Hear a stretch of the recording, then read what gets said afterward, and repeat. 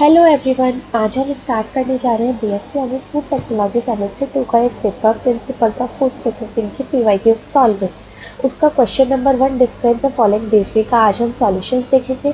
उसमें आपको थोड़े से कुछ पॉइंटर्स मिलेंगे, उसमें आप अपने एडिशन भी कर सकते हैं। प्लस आप अगर उन क्वेश्चंस को भी अच्छे से करके जाते हैं, आप उसके लिए एक सफिशिएंट आंसर लिख पाएंगे। So let's start with our solutions. Okay, first one is our lethality concept. The first one is our lethality concept. Okay, the lethality concept refers to the ability of a thermal process to destroy microorganisms present in food. मतलब lethality concept क्या होता है कि एक thermal process की वो ability जो ये कर पाए कि जो उसमें माइक्रो ऑर्गेनिज्म प्रेजेंट है, हम उन्हें किस वे से या कितने एक्सटेंट तक हम उन्हें डिस्ट्रॉय कर पा रहे हैं. It indicates how effective heat treatment is in killing harmful microbe such as bacteria, spores and pathogens. मतलब कितनी तेज, क्या कितने इफेक्टिवली एक हीट ट्रीटमेंट माइक्रो ऑर्गेनिज्म को किल कर पा रहा है, जैसे कि अगर वो बैक्टीरिया है, स्पोर्स है या पैथोजेंस है. ठीक है, इट इज़ कॉमनली एक्सप्रेस्ड, ये किसके थ्रू एक्सप्रेस होता है, एफ वैल्यू के थ्रू एक्सप्रेस होता है, which represent the time required at the specific temperature to destroy micro organism. जो किसको रिप्रेजेंट करता है, टाइम को रिप्रेजेंट करता है कि जिस टाइम पे या इस स्पेसिफिक टेम्परेचर पे आप किसी भी माइक्रोऑर्गेनिज्म को डिस्ट्रॉय कर पाते हो. Okay, higher temperature generally increases lethality and reduces the time required for microbial destruction. जो हायर टेम्परेचर यूज होता है उसमें हमेशा लिथलिटी इंक्रीज होती है, और उससे क्या होता है कि जो माइक्रोबियल डिस्ट्रक्शन का टाइम है वो रिड्यूस होता है. ये बात आप नॉर्मली भी समझ सकते हैं, अगर टेम्परेचर ज़्यादा होगा तो जल्दी माइक्रोऑर्गेनिज्म डिस्ट्रॉय होंगे और जो उनका टाइम होगा डिस्ट्रक्शन का वो रिड्यूस होगा, मतलब तेज़ी से माइक्रोऑर्गेनिज्म डिस्ट्रक्शन हो पाएगा.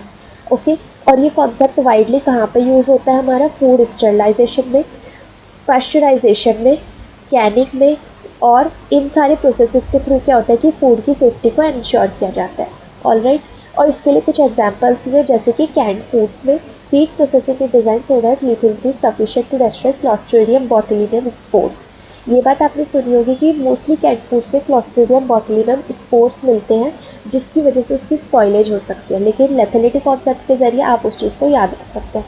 इसमें आपको मेन क्या याद रखना है कि जब भी हायर टेम्परेचर होगा तो उससे जो माइक्रोबियल डिस्ट्रक्शन होगा वो फास्टली होगा, मतलब उसका जो टाइम है वो रिड्यूस हो जाएगा.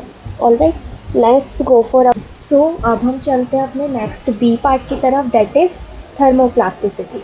Thermoplasticity is the property of certain materials to become soft or moldable when heated or hardened again when cooled without undergoing any chemical change. मतलब थर्मोप्लास्टिसिटी क्या होता है, एक प्रॉपर्टी होती है कुछ मटेरियल्स की जो उन्हें सॉफ्ट बनाती है, मोल्डेबल बनाते हैं जब भी हम उन्हें हीट करते हैं या फिर उन्हें दोबारा से हार्डन करते हैं, जब भी अगर वो कूल होते हैं उसके बाद.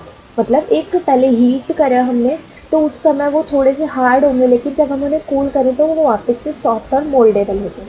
Alright, thermoplasticity material can be repeatedly heated and reshaped. ये ऐसे होते हैं जो रिपीटेडली हीट भी हो सकते हैं और रीशेप भी किए जा सकते हैं. In food processing thermoplastic materials are often used in packaging material.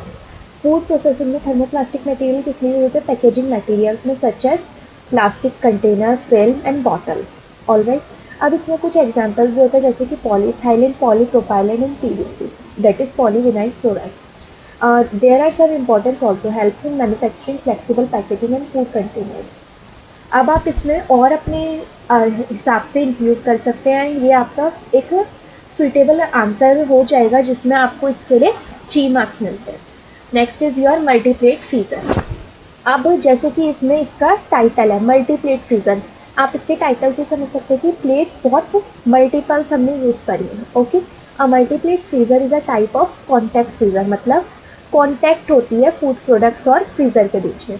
Use for rapid freezing of food products. It consist of several horizontal metal plates through which refrigerant circulate. बहुत सारी मेटल प्लेट्स एक साथ horizontally connected होती है जिसके through refrigerant जो होता है वो सर्कुलेट किया जाता है, और ये एक रैपिड फ्रीजिंग के लिए होता है. मेक श्योर कि आप हर एक वर्ड को बहुत अच्छे से देखें, और क्योंकि हर एक वर्ड से आप उस चीज़ को बहुत अच्छे से एक्सप्लेन कर पाएंगे. नेक्स्ट इज फूड पैकेजेस और blocks are place between these plates. जो भी आपको फूड पैकेजिंग करनी होती है, जो भी कुछ होता है वो आप इन प्लेट्स के बीच में रखते हैं. Next is heat from the food is remove quickly due to direct contact with the cold plate. जैसे कि मैंने आपको ऊपर कहाँ पे अंडरलाइन करा है, कॉन्टैक्ट फ्रीजर पे, मीन्स कि उसमें कॉन्टैक्ट है। तो आप इससे ऐसे भी समझ सकते हैं कि जो फूड है वो कोल्ड प्लेट के साथ डायरेक्ट कॉन्टैक्ट में होता है, इसलिए वहाँ से हीट बहुत ईजिली रिमूव हो पाते हैं। There are certain advantages, it is fast freezing method, uniform freezing होती है और ये एक एनर्जी एफिशिएंट मेथड भी है।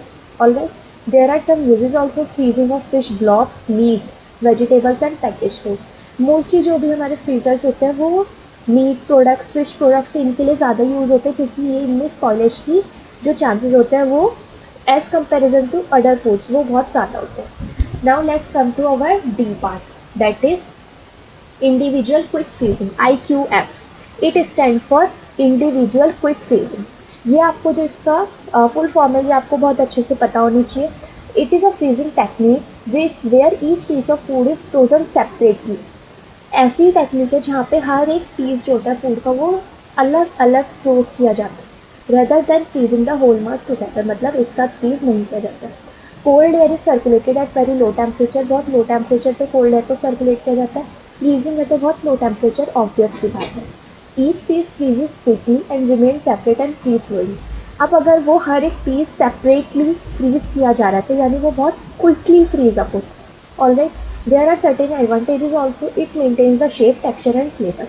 अगर एक साथ होल मास को रखा जाएगा और उसको फ्रीज किया जाएगा तो चांसेस है कि जब आप उसकी थॉइंग कराएंगे या आप उसको नॉर्मल स्टेट में लाना चाहेंगे तो उसके टेक्सचर में या शेप में कुछ चेंजेस आ सकते हैं, लेकिन अगर वो सेपरेटली फ्रीज होंगे तो उसमें टेक्सचर में कोई चेंज नहीं आएगा।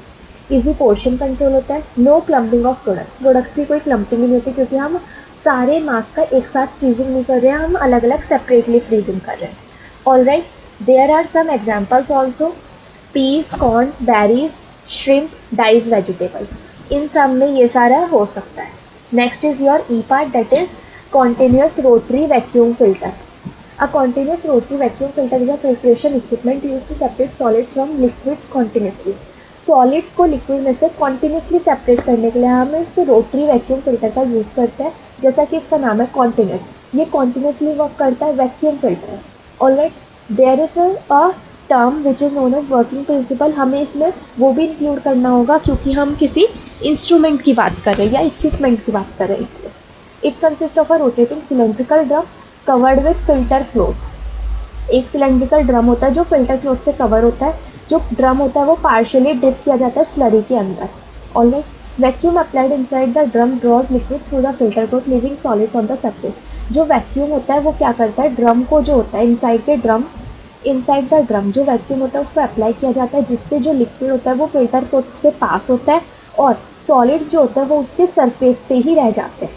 और जो सॉलिड उसके सरफेस पे रह गए हैं उसको फिर स्क्रैपिंग ब्लेड की मदद से स्क्रैप्ड ऑफ किया जाता है, कॉन्टिन्यूसली किया जाता है, जिससे कि वहाँ पे भी कोई क्लम्पिंग के चांसेस ना हो सके। There are certain usages also, sugar industry में इसका यूज़ होता है, फूड प्रोसेसिंग में यूज़ होता है, वेस्ट वाटर ट्रीटमेंट में भी इसका यूज़ हो सकता है और केमिकल इंडस्ट्रीज में भी इसका यूज़ हो सकता है। There are certain advantages also, it has continuous operation, जैसा कि इसका नाम है कॉन्टिन्यूस रोटरी वैक्यूम फिल्टर है। हाई फिल्ट्रेशन एफिशिएंसी है। हाई फिल्ट्रेशन एफिशिएंसी क्यों है, क्योंकि ये वैक्यूम की मदद से हम उसको लिक्विड को और सॉलिड को सेपरेट आउट कर रहे हैं। Okay, and it is suitable for large scale processing also. Large scale processing के लिए भी ये बहुत ज़्यादा यूजफुल रहता है। हाँ, आमतौर पे ये बहुत अच्छी इंडस्ट्रीज़ या लार्ज स्केल पे ही यूज़ किया जाता है। Our last topic is our bucket elevator. It is a mechanical device that is used to lift and transport bulk materials. एक ऐसा मैकेनिकल डिवाइस है जो मटेरियल को ट्रांसपोर्ट करने के लिए, लिफ्ट करने के लिए यूज़ किया जाता है vertically. Make sure you understand this word vertically. हमेशा ये वर्टिकली में होता है। आप इसके डायग्राम को भी रेफर कर सकते हैं। इसका जो स्ट्रक्चर होता है वो ऐसे होता है कि बहुत सारी बकेट की सीरीज बनाई जाती हैं, एक दूसरे के साथ बेल्ट और चेन से अटैच होती हैं। आप कुछ ऐसे देख सकते हैं, ये ऐसे करके होता है, मतलब वर्टिकली जाती हैं बकेट्स और फिर वो नीचे आता है। Okay, the buckets pickup material from the bottom and carry it upward. जो बकेट्स होते हैं वो नीचे से मटेरियल उठाती हैं और फिर उसे ऊपर की तरफ लेके जाती हैं। At the top the material is discharge due to gravity. और जब ऊपर की तरफ जो बकेट पहुंच जाती है तो मटेरियल जो होता है वो ग्रेविटी की वजह से वहाँ से बकेट से डिस्चार्ज हो जाता है। ये कहाँ पे यूज़ होता है, फूड इंडस्ट्री में इसका मेन यूज़ होता है ट्रांसपोर्टिंग ग्रेन्स में। ग्रेन्स के केस में इसका सबसे ज़्यादा यूज़ होता है। Flower, sugar, pulp. अब हम इसके एडवांटेजेस की तरफ जाते हैं। एडवांटेजेस इसके क्या होते हैं कि ये एफिशिएंट वर्टिकल ट्रांसपोर्ट करवाता है। जो बकेट्स होते हैं वो वर्टिकली अरेंज होते हैं, इसलिए वर्टिकल ट्रांसपोर्ट बहुत एफिशिएंटली हो पाता है। और ये बहुत सारी लार्ज क्वांटिटीज़ को हैंडल कर पाता है, जैसे कि हमने ऊपर भी देखा है, फूड इंडस्ट्रीज़ और ग्रेन्स में मेनली यूज़ होता है। ठीक है। और इसके लिए बहुत लेस फ्लोर स्पेस चाहिए होती है, क्योंकि अगर कोई चीज़ वर्टिकली अरेंज है तो नीचे की फ्लोर स्पेस जो है वो बहुत कम चाहिए होती है हमें। That's all. अब हम नेक्स्ट वीडियो में अपने इसका सेकंड क्वेश्चन की तरफ बढ़ेंगे। Thank you all.